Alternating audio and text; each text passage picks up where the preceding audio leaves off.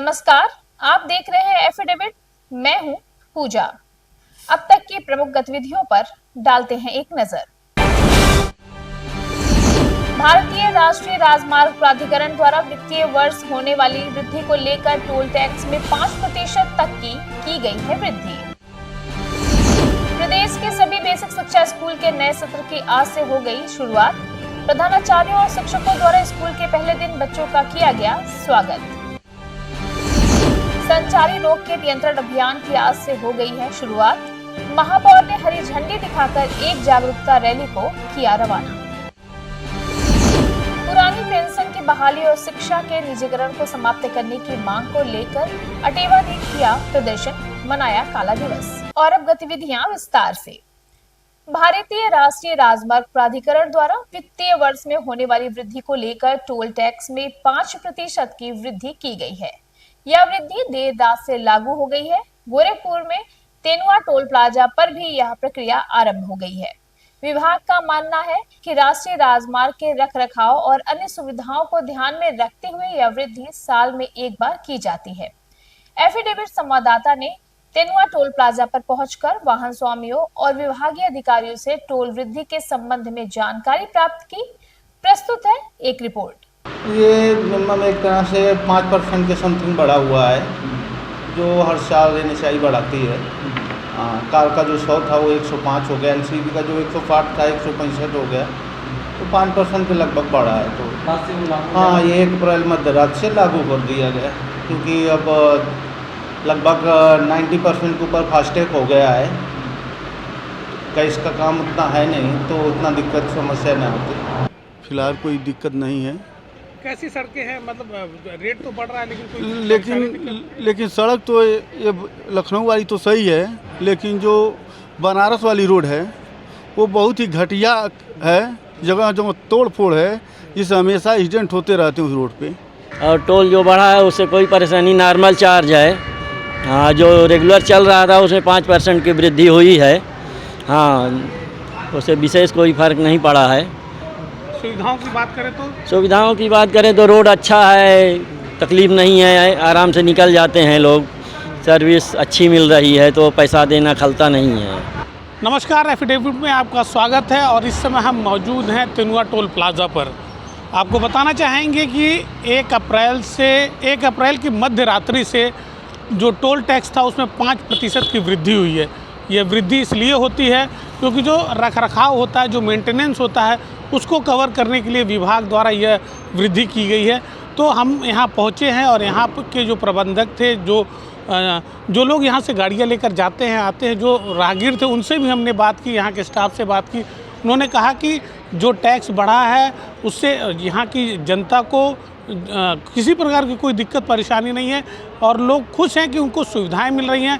Tax minimum 5% बढ़ा है, जैसे 100 रुपये था तो 105 रुपये हो गया है। तो इससे लोगों को परेशानी नहीं और लोग खुश भी हैं कि अगर टैक्स हम देते हैं तो उसका लाभ भी उन्हें मिलना चाहिए। एफिडेविट के लिए गोरखपुर से निखिलेश प्रताप सिंह। प्रदेश के सभी बेसिक शिक्षा स्कूल के नए सत्र की आज से शुरुआत हो गई है। स्कूल के छात्र छात्राओं का विद्यालय में प्रवेश के दौरान वहां के प्रधानाचार्यों और शिक्षकों द्वारा स्वागत किया गया। बच्चों ने खुशियों के साथ स्कूल में प्रवेश करते ही अपने नए क्लासरूम को देखा और उत्साहित हुए। एफिडेविट संवाददाता ने ऐसे ही कुछ बच्चों और अध्यापकों से बातचीत की। प्रस्तुत है एक रिपोर्ट। विद्यालयों का नया सत्र शुरू हो रहा है। आज बच्चे आए हैं, उनका जो है आरती करके, टीका लगा के और फूल माला से उनका स्वागत किया गया है। आज से नए सत्र का शुरुआत हुआ। आज से पढ़ाई होगी, बच्चों में पुस्तकें बांटी जाएंगी और नए सत्र का प्रारंभ किया जाएगा। मुझे विद्यालय में बहुत अच्छा लगा। मेरे मैम सर अरे फूल छिड़क के तिलक लगा के मेरा स्वागत किए, बहुत अच्छा लगा। और मैं अब 6 क्लास की थी, 7 में जाऊंगी। मुझे नए नए दोस्त मिलेंगे, मेरे पुराने दोस्त बहुत अच्छे हैं। आज विद्यालय का हम लोग का पहला दिन है। हम लोग को आज विद्यालय में इतना अच्छा लगा। हम लोग आज के दिन इतना उत्सुक हैं। हम 7 क्लास में आने के लिए मतलब पहले ही आए थे। आज पहले क्लास में मतलब 7 क्लास में जाने के लिए हम लोग इतने उत्सुक थे, इसीलिए पहले दिन हम लोग आए। हम लोग के शिक्षक एवं शिक्षिका हम लोग को फूल छिड़क कर, तिलक लगाकर हम लोग का इतना अच्छे से स्वागत किए और हम लोग का स्कूल बैलून से, गुब्बारे से सजा है। इसी क्रम में आज से स्कूल चलो अभियान की भी शुरुआत हो गई। ग्रामीण विधायक विपिन सिंह, पिपराइच विधायक महेंद्र पाल सिंह ने प्राथमिक विद्यालय नारमल से इस अभियान की शुरुआत की। उन्होंने कहा कि हर बच्चे को मिले शिक्षा का अधिकार, यह है सरकार का संकल्प।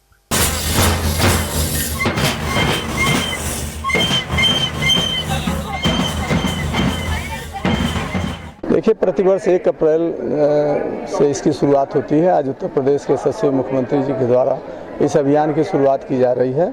और आप सब जानते हैं कि जो है हर व्यक्ति को आज अगर समाज में कुछ करना है, राष्ट्र के लिए कुछ करना है, तो सबको शिक्षित होना पड़ेगा। शिक्षा संस्कार की जननी है। शिक्षा के बिना मनुष्य अधूरा है। कहा जाता है कि शिक्षित बनकर के ही एक शिक्षित समाज की और एक अच्छे राष्ट्र का निर्माण हो सकता है। संचारी रोग के नियंत्रण अभियान की आज से शुरुआत हो गई। इस अवसर पर महापौर ने हरी झंडी दिखाकर एक जागरूकता रैली को रवाना किया। 10 अप्रैल से घर घर जाकर आशा कार्यकर्त्री दस्तक देंगी। 11 विभाग मिलकर इस अभियान को गति प्रदान करेंगे।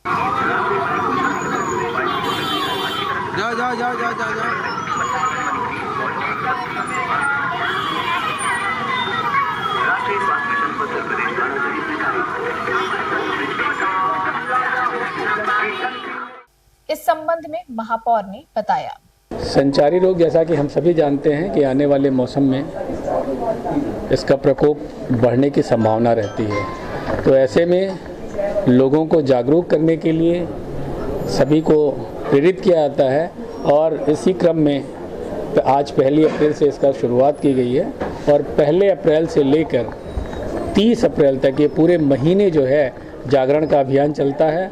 और इसमें ख़ास तौर से 10 तारीख से लेकर 30 तारीख तक दस्तक अभियान चलता है, जिसमें हम सभी को जाकर उनसे पूछते हैं और इन रोगों को जो फैलने के कारण होते हैं, उनके निवारण कैसे होते हैं, उनको हम बताने की कोशिश करते हैं और उनसे ये अनुरोध करते हैं कि इन रोगों पे कैसे हम नियंत्रण पा सकते हैं और इनसे अपने बच्चों को, अपने समाज को कैसे बचा सकते हैं। पुरानी पेंशन की बहाली और शिक्षा के निजीकरण को समाप्त करने की मांग को लेकर अटेवा ने देश के शिक्षक कर्मचारियों के साथ NMOPS के तहत निरंतर अपना आंदोलन जारी रखा।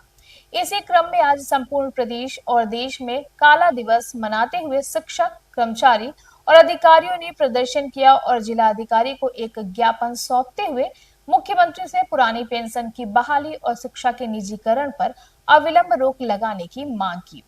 साथ ही एक अन्य ज्ञापन माननीय प्रधानमंत्री को प्रेषित किया।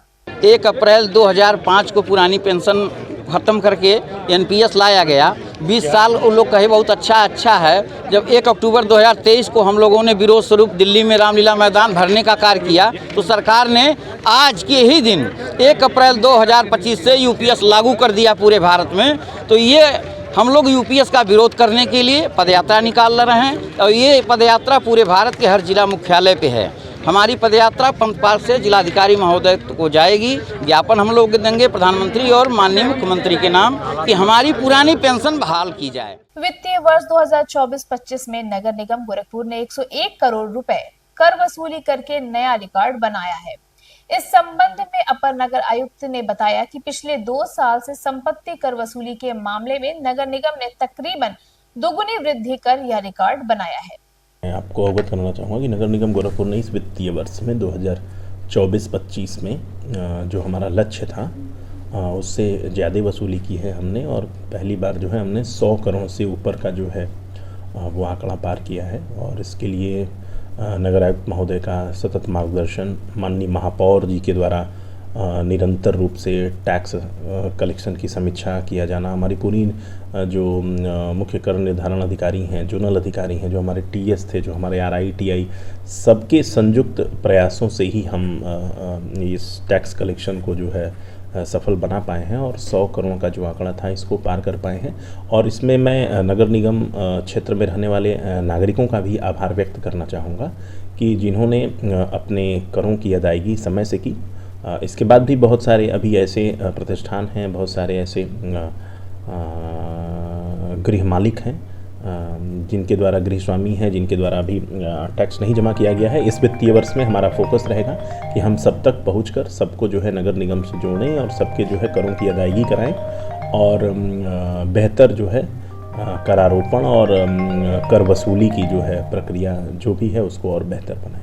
जिला कारागार में निरुद्ध बंदियों में से 196 बंदियों ने कल ईद की नमाज कारागार परिसर में अदा की।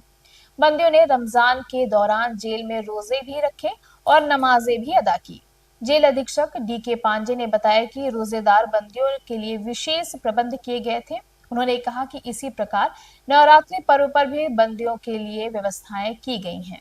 मुसलमान बंदी लोगों का 30 दिन के रोजा रखने के बाद ईद का त्योहार था, जो कि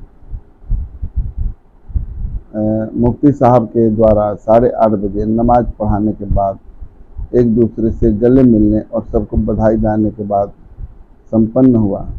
बंदियों में पूरा हर्षोल्लास था और सद्भावना के साथ एक दूसरे से गले मिले। और अब हमें दीजिए इजाजत। देखते रहिए एफिडेविट। धन्यवाद।